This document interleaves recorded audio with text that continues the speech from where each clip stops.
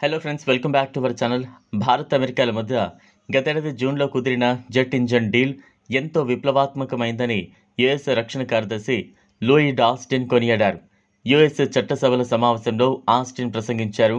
Austin house appropriations sub కమిటీకి భారత్ అమెరికాకు మంచి సంబంధాలున్నాయని తెలిపారు. ఇటీవల భారత్లో ఒక జెట్ ఇంజన్ను ఉత్పత్తి చేయడానికి ఒప్పందం కుదిరింది. అయితే ఇది ఎంతో విప్లవాత్మకమైంది. అంతేగాక భారత్కు గొప్ప సామర్థ్యాన్ని అందిస్తోంది అని తెలిపారు. ఇరు దేశాల మధ్య రక్షణ సహకారాన్ని కూడా బలోపేతం చేస్తోందని స్పష్టం చేసుకొచ్చారు. గతేడాది ప్రధాని నరేంద్ర మోదీ అమెరికా పర్యటన సందర్భంగా జెట్ ఇంజన్ డీల్ కుదిరింది. దీని ప్రకారం ఇండియన్ ఎయిర్ ఫోర్స్ కోసం ఫైటర్ జెట్ ఇంజన్లను తయారు చేసేందుకు అమెరికాకు చెందిన జనరల్ ఎలక్ట్రిక్, హిందుస్థాన్ ఏరోనాటిక్స్తో అవగాహన ఒప్పందం కుదిరింది. భారతదేశ స్వదేశీ light combat aircraft Tejas MK2 కోసం F414 ఇంజన్ తయారీ చేయడమే దీని ఉద్దేశం. ఈ అగ్రిమెంట్పై ఇరు దేశాలు సంతకాలు చేశాయి.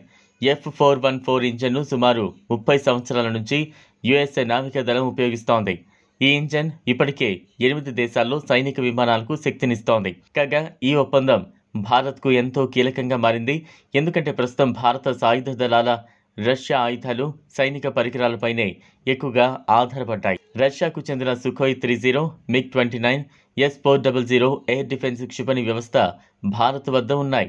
అయితే రష్యా యుక్రెయిన్ యుద్ధం కారణంగా మిగిలిన వాటిని అందించడం రష్యాకు క్లిష్టంగా మారింది. అంతేగాక ప్రస్తుత యుద్ధంలో రష్యా యుద్ధ పరికరాలు తగిన ఫలితాలివ్వలేదని తెలుస్తోంది. దీంతో భారత్ రష్యాపై ఆధారపడటాన్ని తగ్గించుకోవాలని భావిస్తోంది. ఈ నేపథ్యంలోనే అమెరికాతో జెట్ ఇంజన్ డీల్ కుదుర్చుకున్నట్లు పలువురు భావిస్తున్నారు. ఇటీవల ఇరాన్లోని చబహార్ పోర్ట్ నిర్వహణకు భారతదేశం 10 సంవత్సరాల ఒప్పందంపై సంతకాలు చేసింది. ఈ ఒప్పందం జరిగిన కొద్ది గంటలకే ఇరాన్తో వ్యాపార లావాదేవీలు జరిపే దేశంపై ఆంక్షలు తప్పవని అమెరికా హెచ్చరించింది.